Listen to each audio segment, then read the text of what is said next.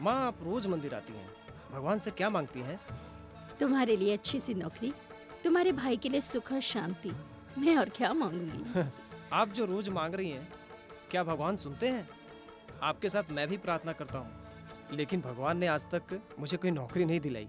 शायद तुम्हारे लिए अच्छी सी नौकरी ढूंढ रहे हैं वो। माँ, कल भगवान से कहना कि चाहे छोटी सी नौकरी हो, 200-300 की, मेरा बेटा मान जाएगा। क्यों बेटा, क्या तुम भी भगवान से नाराज हो गए हो क्या? मुझे भैया की तरह भगवान से विरोध नहीं है। रवि, तुम्हारी जैसी भक्ति तेरे भाई को कब आ जाएगी? माँ, चाहे भगवान के प्रति भक्ति न रखते हो, लेकिन जानती हो आपसे कितना प्यार करते हैं। माँ, वो मंदिर में नहीं आते हैं, लेकिन मंदिर के बाहर आपका इंतजार करते हैं।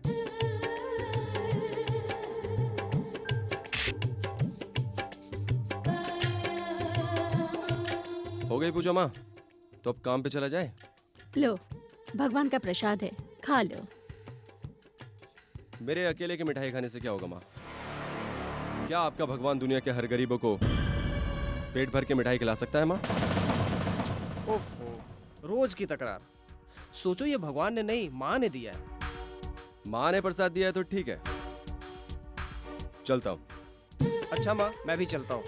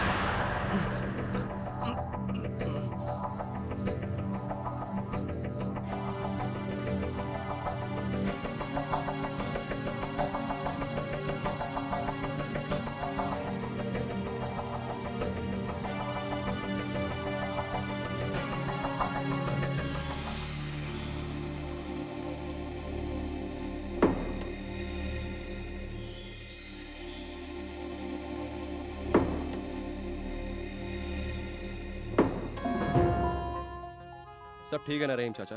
तुम्हारे जैसा बेटा रहेगा तो सब ठीक ही रहेगा बेटा।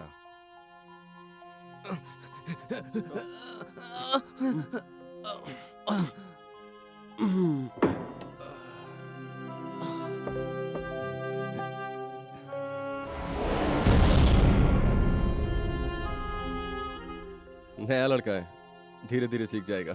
हाँ बेटा, मैं तुमसे बहुत दिनों से एक बात करना चाहता था, अभी याद आया है। क्या बात है? तुम्हारे बिल्ले के बारे में। मेरे बिल्ले के बारे में? तुम्हारे बिल्ले का नंबर क्या है? 786। तुम भगवान से नफरत करते हो, लेकिन वो तुमसे नफरत नहीं कराता। उसी का प्रमाण है ये नंबर 786। इस नंबर का इतना महत्व? राजा, ये केवल नंबर नहीं है, हमारे मजहब का वेद है। ये तुम्हारे मजहब में जैसे ओम है, उसी तरह से ये हमारे मजहब में। मैं समझा नहीं। इसका मतलब है बिस्मिल्लाह। उसकी मर्जी के बिना पत्ता भी नहीं हिलता। उसी तरह से ये है। राजा, तुम्हारे ढूंढे बिना ये नंबर तुम्हारे पास आया है। यह तुम्हारा भाग्य है। ये भगवान की दी हुई सौगात है। इसे कभी हाथ से मत जाने देना। इसे हिफाजत से रखना। ए, बात मत करो, जल्दी जल्दी काम करो। आ रहा हूं।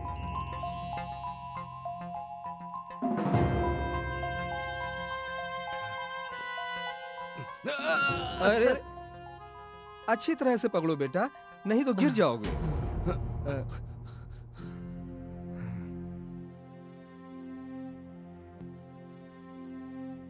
राजा, मैं इस लड़के की उम्र का था जब यहाँ आया था। 25 साल हो गए। तब तो आपने यहाँ पे खूब मस्ती की होगी चाचा। कहाँ बेटा, देश और देश के लोगों को तो अंग्रेजों से आजादी मिल गई, बाहर के लोग तो बहुत खुश हैं, लेकिन यहाँ काम करने वाले लोगों को आजादी के पहले भी कमीशन देना पड़ता था और आज भी आजादी के बाद भी काम करने पर इनको कमीशन देना पड़ता है। देखो इन कुलियों को कब तक कमीशन देना पड़ता है, सब अल्लाह मालिक है। आप हमेशा खुश कैसे रहते हैं चाचा? हमारे बहे आंसू समुद्र की लहरों की तरह उठते हैं, फिर दोबारा उसी में समा जाते हैं।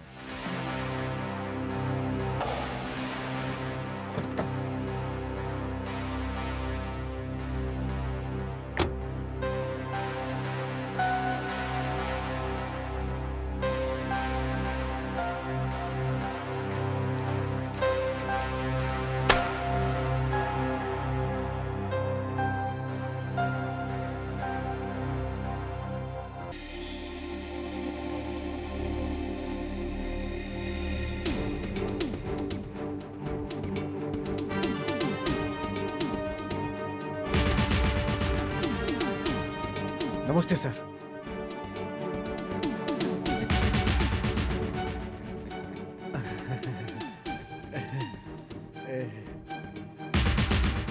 देर से क्यों आए? माफ कीजिएगा सर, देरी हो गई। आगे से आने में देर हुई तो जान से मार दूंगा। काम कैसा चल रहा है? अच्छा चल रहा है मालिक, हर के लेबर कमीशन ठीक से दे रहे हैं। अगर नहीं देंगे तो क्या हम उन्हें छोड़ देंगे सर? आप बिल्कुल चिंता मत करें, कमीशन इकट्ठा करने में हमें कोई परेशानी नहीं होती। गुड।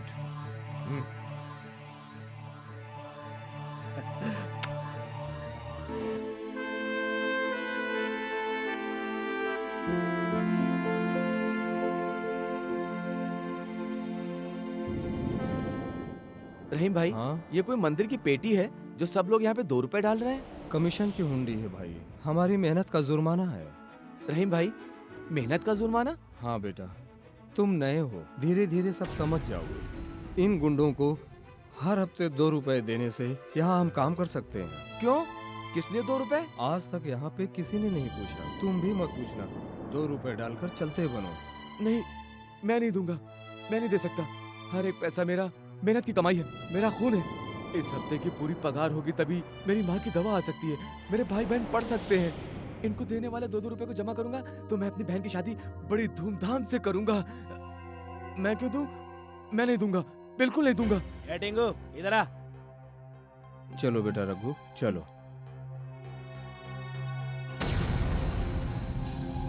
क्यों बे टिंगू, चल जल्दी पैसा डाल। नहीं, नहीं दूंगा। क्या बोला, फिर से बोल। नहीं, मैं नहीं दूंगा। पैसा तो तेरा बाप छोड़ो मुझे, देगा। छोड़ो, मेरा पैसा है, छोड़ो, मेरा पैसा, मेरा पैसा।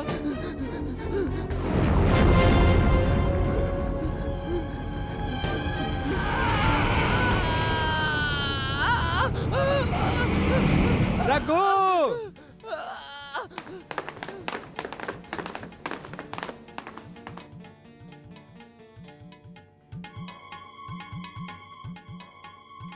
उसने दिखा दिया कि गरीब आदमी की जान की कीमत 2 रुपए है। अस्पताल ले जाने से पहले ही अल्लाह उसे ले गया। अरे सभी लोग तो दे रहे थे, सिर्फ 2 रुपए की तो बात थी, आखिर में जान चली गई। सब किस्मत का खेल है। मैं भी यहाँ 25 साल से काम कर रहा हूँ। जहाँ तक मुझे पता है कि किसी ने कमीशन देने से मना नहीं किया। रहीम भाई, जो 25 साल से नहीं हुआ है वो अगले हफ्ते फिर होगा।